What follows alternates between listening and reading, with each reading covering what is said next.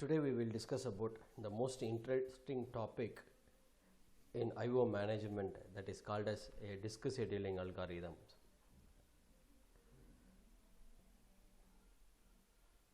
So as we know that the entire disk is divided into the number of tracks and sectors. When we want to read any data or we want to write any data into the disk, obviously we need to rotate to the specific track and to get the specific sectors. So that entire disk scheduling algorithm is purely based on these concepts only. So in this we are going to discuss about the disk scheduling algorithms and RAID concepts, that is rapid array of inexpensive disk and a disk cache.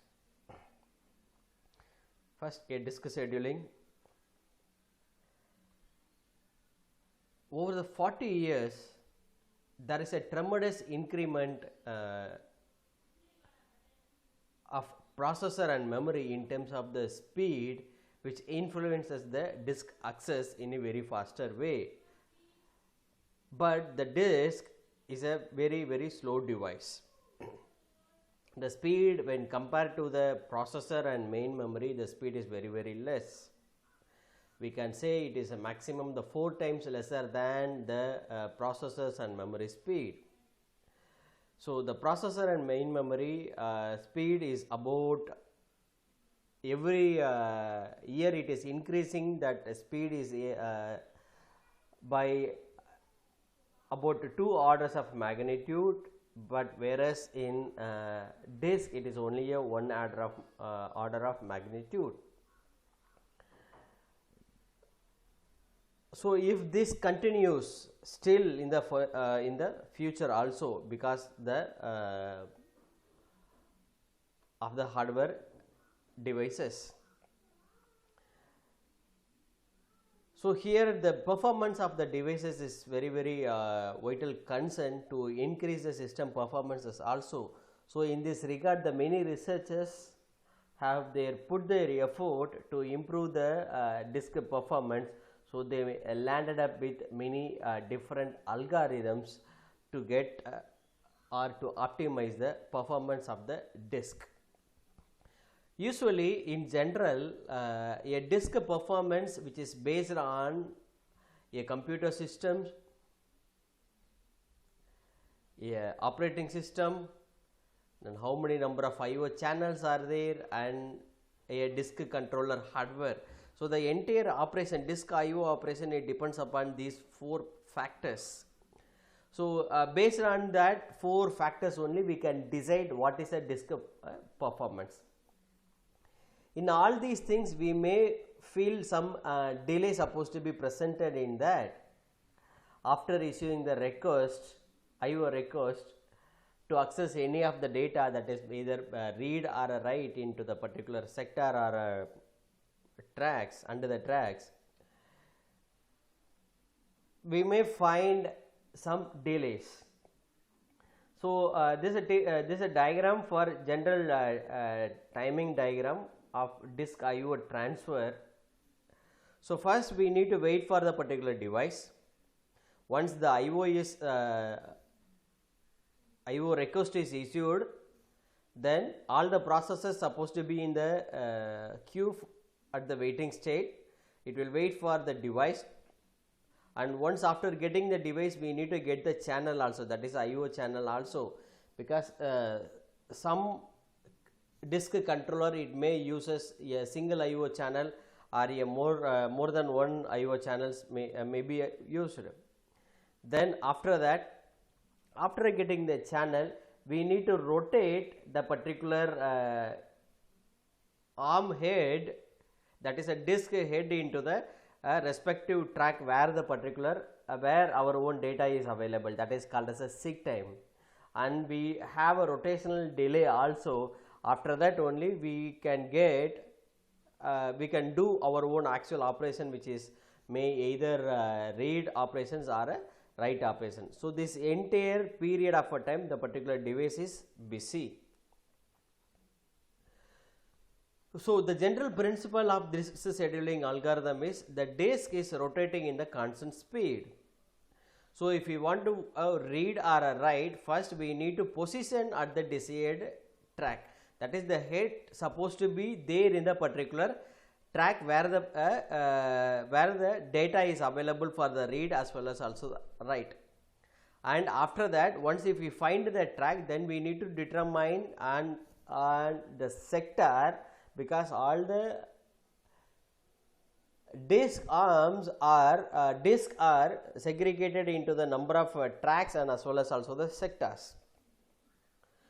So we need to identify the desired sectors on the particular track. Even the track also is divided into the number of sectors. A disk is segregated into the number of tracks, and every track is segregated into the number of sectors. So how we can able to select this track is because of we have a movable head systems, or it can electronically selecting the head from the fixed head systems.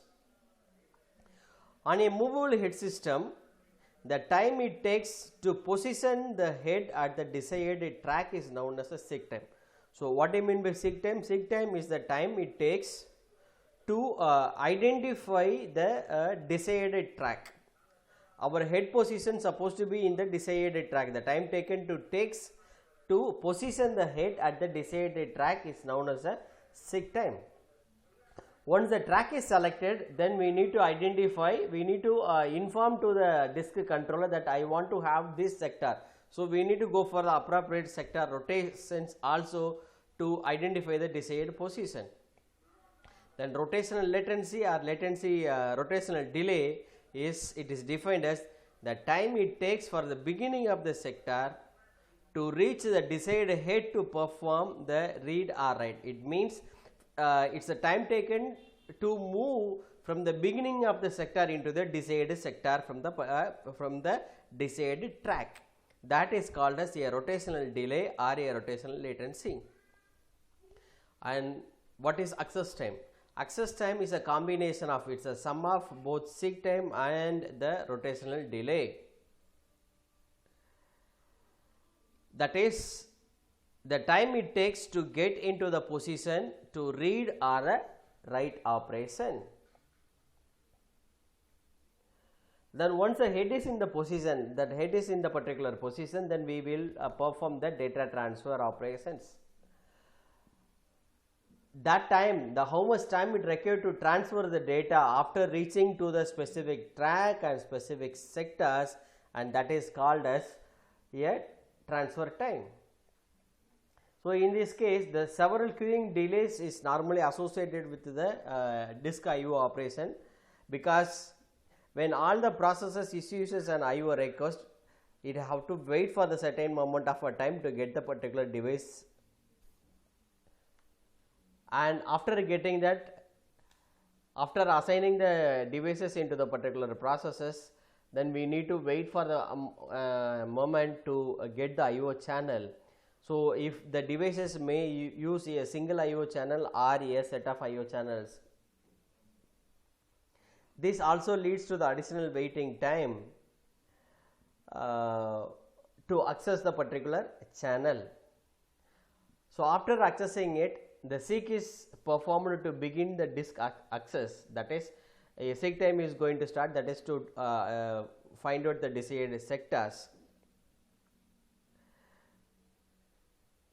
In some high-end systems for servers, to overcome this, we are using the rotational positioning sensing systems. So once the seek command is issued, then what will happen? The channel is released to handle the other IO operations. Once the seek command has been issued, the channel is released to handle other IO operations. The seek is completed, the device determines when the data will rotate under the head, and the sector will approach the head. The devices tries to re-establish the communication path back to the host. During the reconnection, we may get the error also, that is attempt to fail error also. In that case, the controller or the channel is busy with other IO. This is called as RPS miss. This is called as RPS miss. So, RPS miss, during that period, the disk arm supposed to be rotated in the full attempt. After that, it tries to reconnect, still it is not able to do it, that is called as RPS miss. So, it has to perform a complete rotation. If it finds any reconnection failure or if any error messages with respect to the connection establishment. So, after the complete rotation, once again it has to check the connection establishment, still we are getting the error, that is a RPS miss. All these things will be supposed to added in the extra delay in the timing diagram. Now, what do you mean by seek time? The seek time is the time required to move the disk arm to the desired track. It is a difficult quantity to pin down. There are the two components are there. One is called as the initial startup time and the second one is the traverse time. The traverse time is not a linear function of the number of records, because it is not based on the particular records.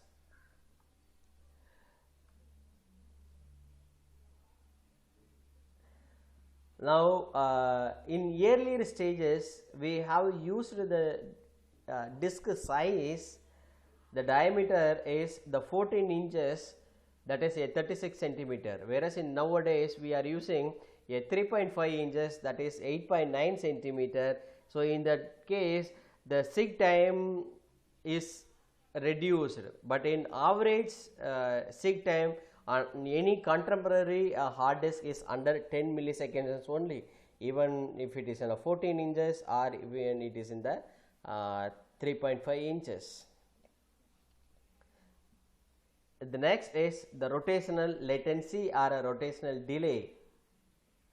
It is the time required for the addressed area of the disk to rotate into a position where it is accessible by the read or write head.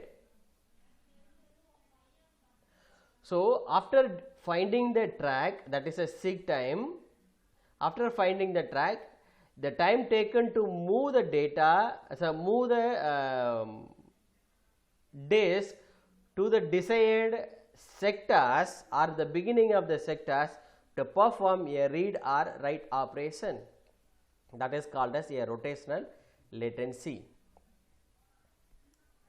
Now, the speed of the disk for the handheld devices such as digital cameras, it is a 3600 RPM, rotational per minute, whereas in other devices it is in 15,000 and the speed is 4 milliseconds, and in an average the rotational delay will be 2 milliseconds, whereas in a floppy disk the RPM is 300 and 600 RPM. The next quantity is a transfer time. So, these all quantities, the seek time, rotational latency or a rotational delay, transfer time, access time. So, all these things are deciding the performance of the disk scheduling, the disk access. So, the transfer time is actual time to read the particular data or write the data. To transfer, simply we can say to transfer the data. So, the transfer time to or from the disk depends on the rotation speed of the disk, which is based on the following equation. It can be defined in the following equation, that is a transfer time is equal to a number of bytes to be transferred is defined by the B divided by rotation speed in revolutions per second is product of number of bytes on the track.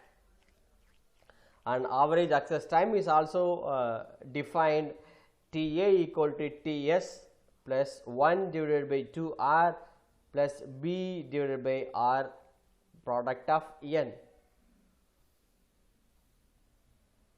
where TS is the average seek time. Now next is disk scheduling policies. Because of these factors, the performance is differed in many systems. If sector access request involve selection of the tracks at random, then the performance of the disk IO system will be as poor as possible. So that we need to reduce this average time spent on this seek to identify the tracks. So for that, the operating system is maintain the queue of the request for each IO devices. For a single system, there will be a number of IO requests from the various processes in the queue. If we selected any items from the queue in the random order, then the tracks is also visited in the random way. This will give the poor performance. This is called as a random scheduling. Now this random scheduling is a benchmark for evaluating other scheduling algorithms like FIFO, first in first out order, and last recently used algorithm, and shortest seek time first, scan, C-scan, look. These are the variety of algorithm which is based on this random scheduling algorithm only.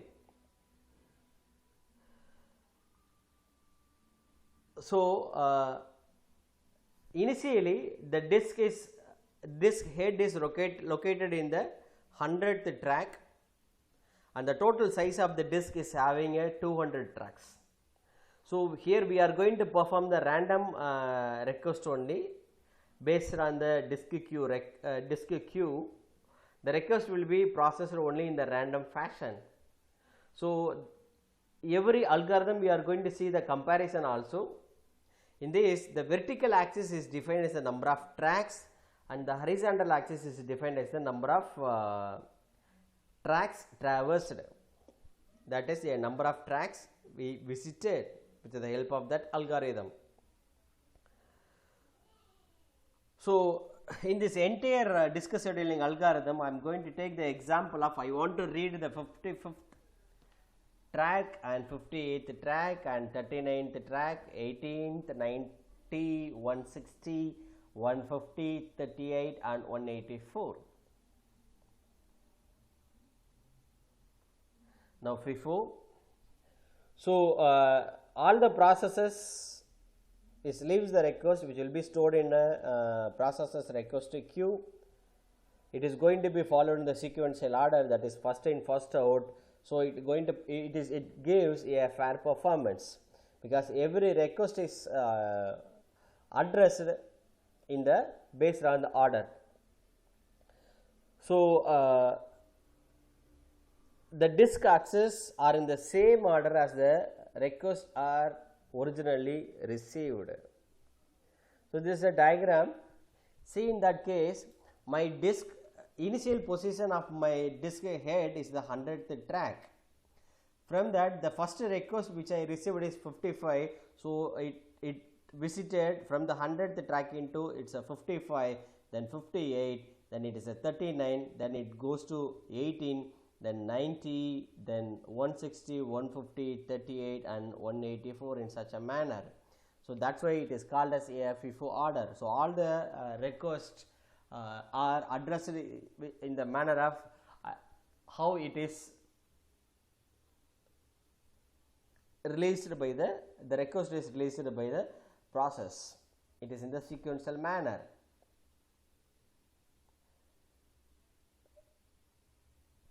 So it produces only the approximate random scheduling in performance, but it is a profitable if we have a more scheduling policies are with us. So next is priority. So in this priority scheduling algorithm, the disk management software is controlled by outside. The control of the disk scheduling is outside the control of disk management software. In this, the sort batch jobs and interactive jobs are given the higher priority. So, it majorly used in the interactive systems. Here they are not trying to use the priority disk scheduling algorithm is not going to optimize the disk utilization, but it is mainly used for some other objective, some other purposes. In this case, the short jobs are accessed very easily, and it provides a good interactive response time. Whereas in the longer jobs, it's supposed to be wait for the n number of a time, so that all the shortest job are executed first. So, to overcome this, what the developer have, they made it, so they divided the entire processes into the smaller pieces of jobs, so that it will be addressed very easily, but it maintains the poor for database systems. And next is last in first out, that is the most recent request, which will be used in the transaction processing systems. Then it improves the throughput and reduces the queuing delay. As long as a job can actively use the file system, it also processes as fast as possible. Always the disk is kept as busy is because of the large workload, and there is a distinct possibility of starvation. Once the job has entered an IO request in the queue and fallen back from the head of the line, the job can never regain the head of the line unless the queue in front of it empties.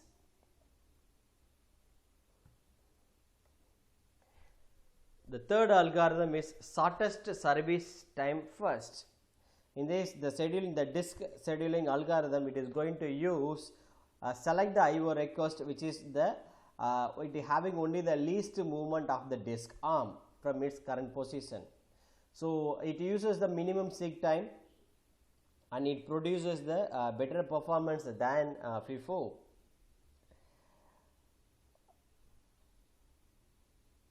Whenever if we select the minimum seek time, it does not guarantee that average seek time is also less. So, in this case, the arm can be moved in two directions. So, a random tie breaking algorithm is used to resolve the cases of in case if the request is having equal distances. Now, initially the track which is there in the 100th, initially the head is there in the 100th track. In this, nearby is as per the shortest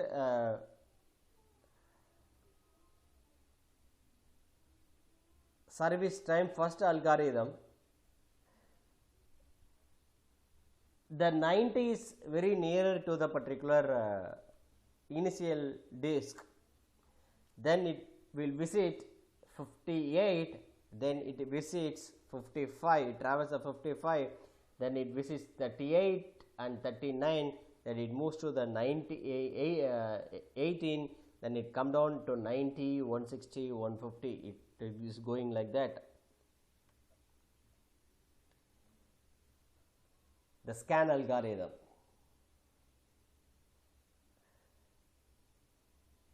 This scan algorithm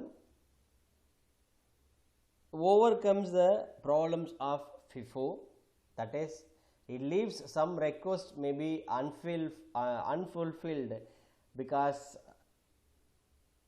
some of the requests may not be addressed until the entire queue is empty. There may be always a new request arriving that will be chosen before an exiting request. So, this scan algorithm, it acts as an elevator algorithm, like how the elevator is going to operate, its back and front, the same way it is going to be operated. So here the disk arm is moving in one direction for satisfying all the outstanding requests en route. The later refinement is the look policy.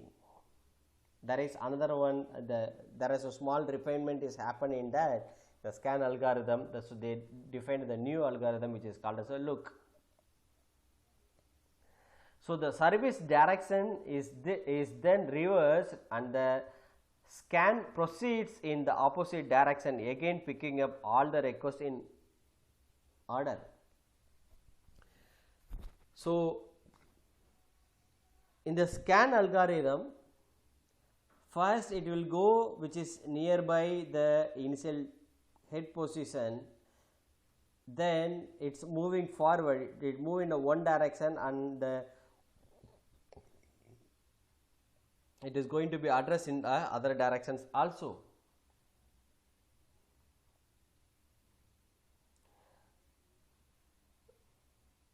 Since this is the closest tracks to the starting track of 100, so the 150 is visited first and it is going to be in the increment order, that is from the 150 to the 160 and 160 to the 180, then it is going in the reverse direction which will visit the 90, then 58, 55, 39, 38, 18, like that. The scan policy is almost looks like a SSTF, that is a shortest service time first.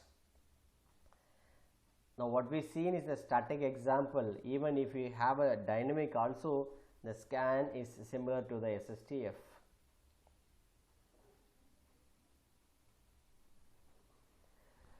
The scan policy is biased against the area most recently traversed. It does not exploit locality as well as SSTF or even LIFO. It is not exposed to the locality. It is not difficult to see that the scan policy favors the job whose requests are for tracks nearest. It is not favor of the nearest track, innermost or the outermost, but it is only favor on the latest arriving jobs only. So the first problem, locality problem, is addressed with the help of the C-scan algorithm, and the second algorithm is second policy problem is addressed by the n-step scan. The C-scan, it restricts the scanning to one direction.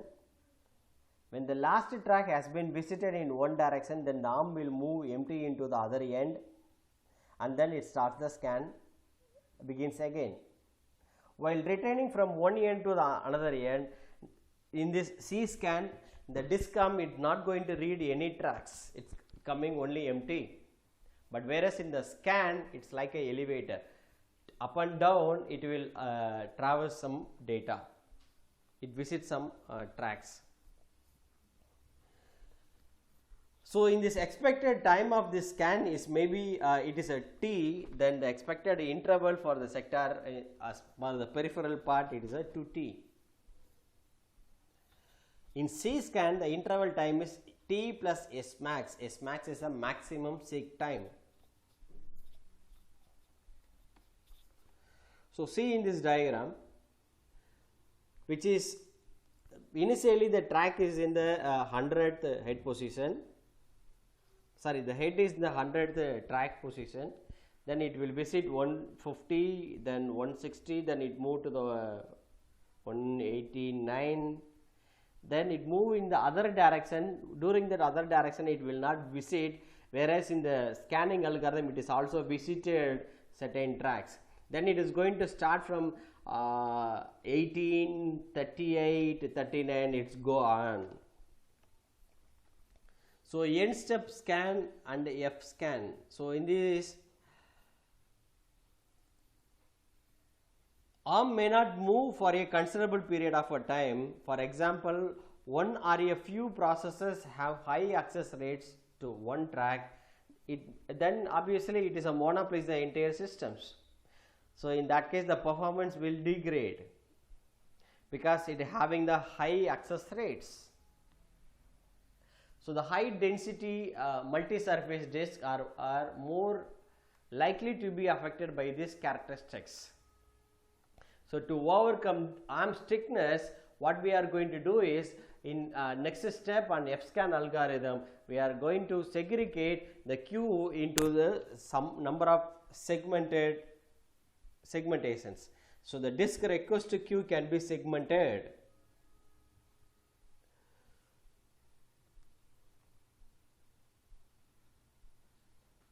So the disk request queue in n-step scan, it is divided into the number of sub-queues of a length n, and sub-queues are processed one at a time using a scan. So using the scan algorithm, all the sub-queues are processed at the same time. If it is the n value is higher, we can use the scan algorithm in the n-step scan, whereas if the value of a n equal to 1, then it will use the FIFO policy. And F-scan policy that uses the two sub-queues. One queue, after getting all the requests, it will copy into the another queue. That one queue is always kept as a empty to for the newly arrived request. So during that scan, all the new requests are put into the other queue, that is the empty queue.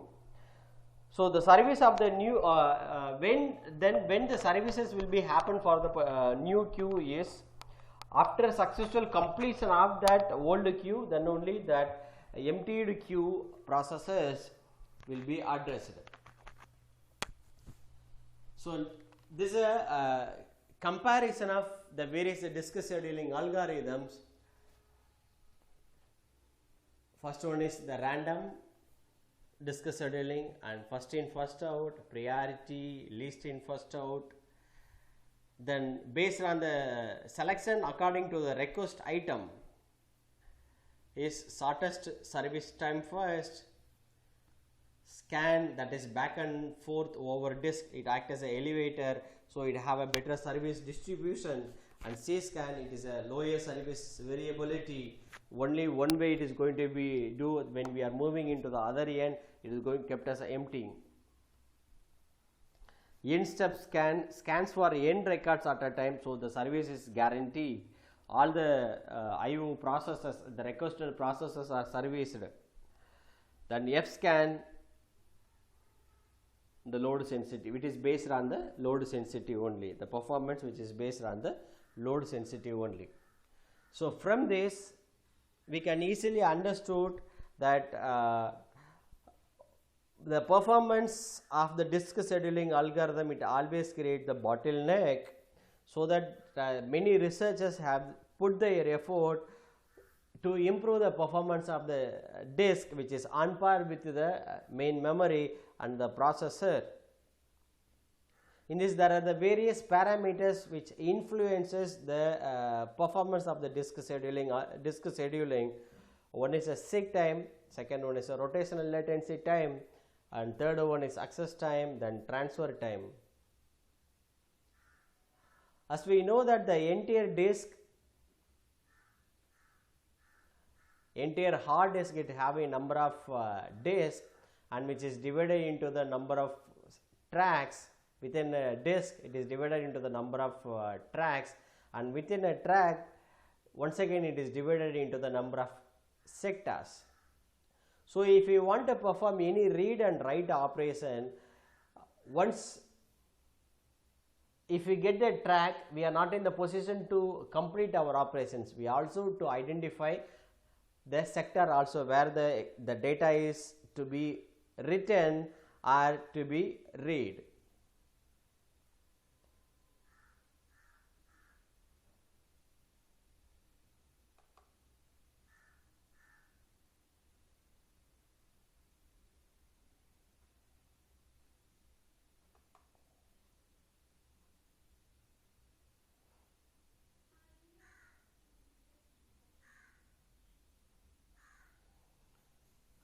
So the next concept is important concept in disk is RAID, that is redundant array of inexpensive disk.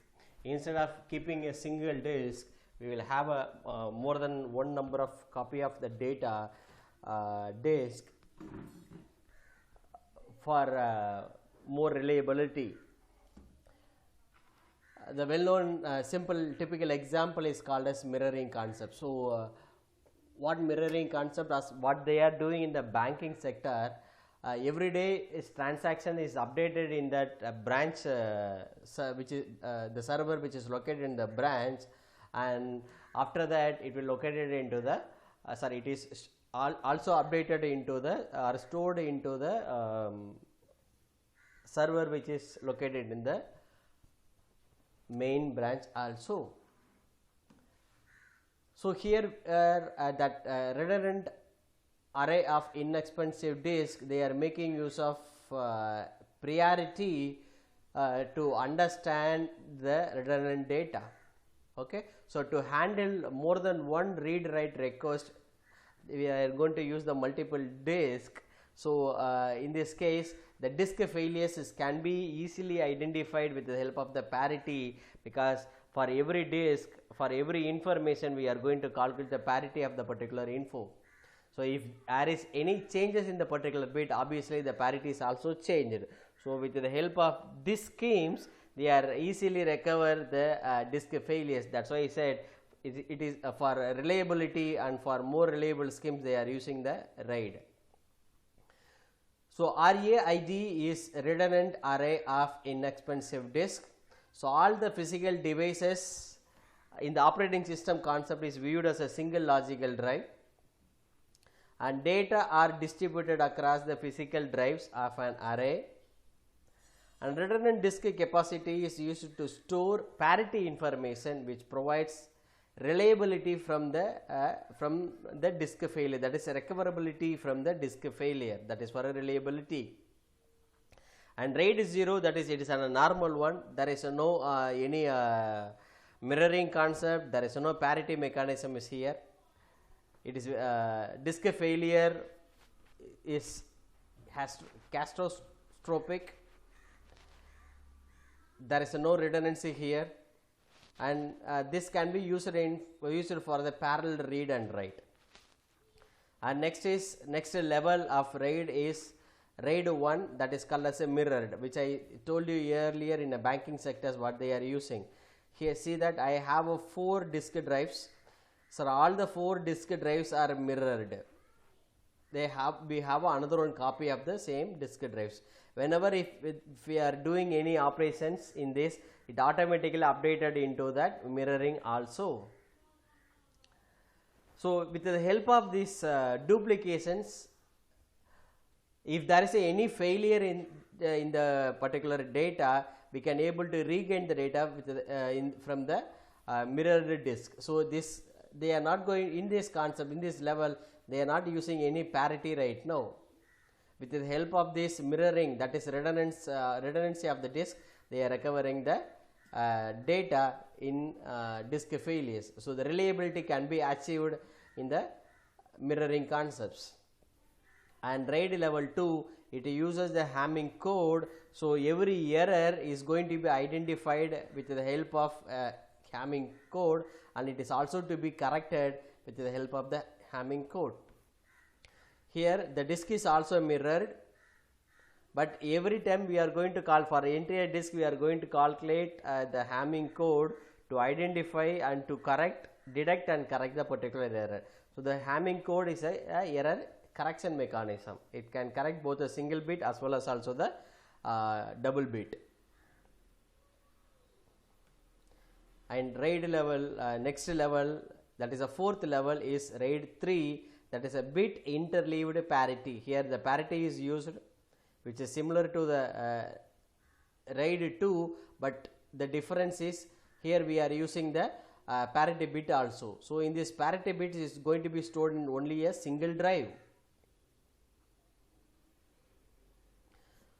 And level 5, that is RAID 4, a block level parity. A block level parity is, it is called as, in for every block we are going to calculate the parity, and it is going to be stored in a one particular separated disk. If there is any changes in the particular data, so we can able to get the parity info is also changed, so then from this we can able to recover the particular data. And RAID 5, it is a block level distributed parity. So in this case, the parity is not kept in a one drive, the parity is according this for the particular block or a disk, the parity is calculated or kept in the device in the disk itself. Likewise, the parity is distributed across all the disk. So last level is dual residency. In this dual residency, we are going to calculate the two levels of a parity for the data for the block which is stored in the different disk. One is P and another one is a Q. So there are the two different set of parity calculations are used here.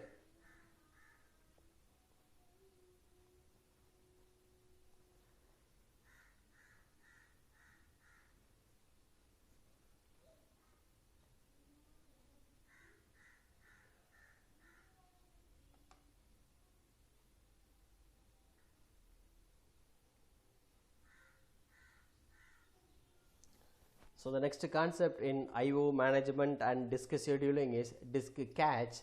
So in this we are going to discuss, we are going to see about, suppose in case if the particular track or a sector which is stored in the cache memory, if we are using the cache to store the sectors, then obviously the system will the system performance will increase.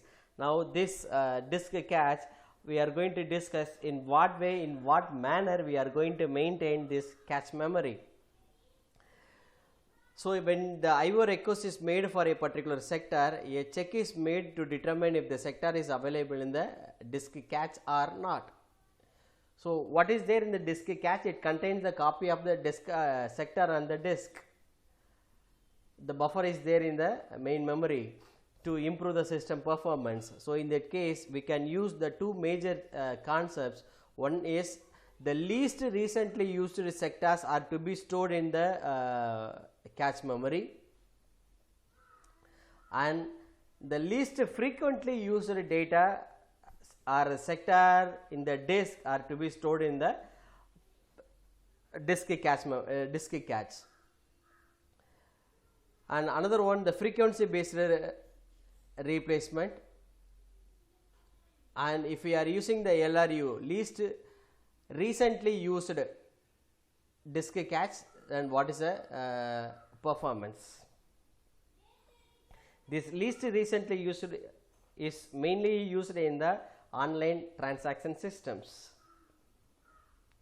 This will improve the system performance and throughput in a very better way, because it reduces the delay. Whenever if I am going to see, I can see the recent data.